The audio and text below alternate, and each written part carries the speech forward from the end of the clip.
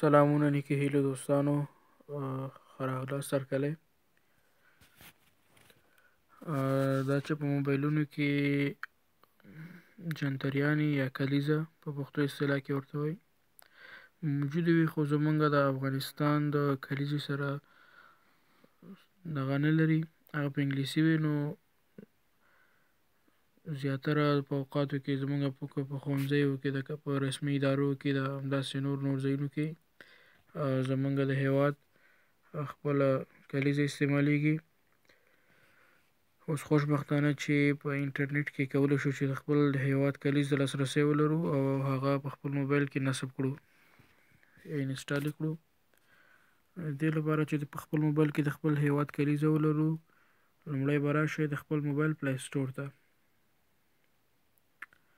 پلی سټور کې به دلته سرچ کې ورکئ افغان کالنډر.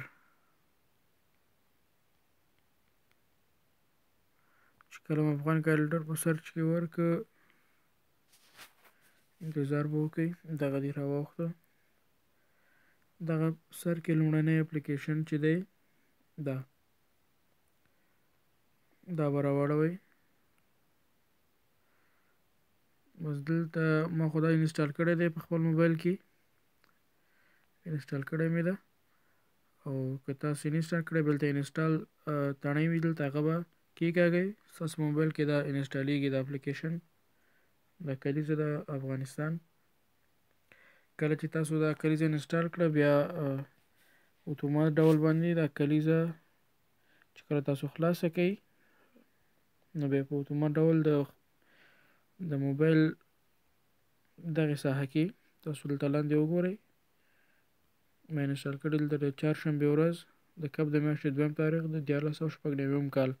دلته د افغانستان تاریخ هم تاسو ته ښیي، بیا عربي تاریخ هم تاسو ته ښیي، د جمادی الثاني 1439 کال 5 تاریخ، او د انګریزي تاریخ هم تاسو ته ښیي یا نړیوال تاریخ 2013 کال د فبرورۍ د میاشتې 21 تاریخ. 3 ډوله تاریخ موږ تاسو ته دا جنتري ښیي. نو دا به ډیره مفیده وي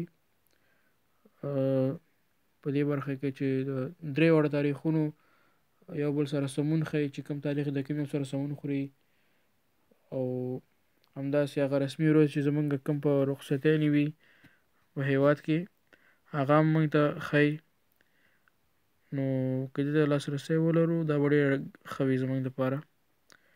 په دې هیله چې ویډیو مو خوښه شوې وي، زمونږ یوټیوب چینل در سره سبسکرایب کړئ او تر څنګ یې د ګونګړي تڼۍ کېکاږئ چې زمونږ له هرې ویډیو تاسو ته خبر درکړل شي، او ویډیو سره شیر کړئ چې نور دوستان هم خبر شي.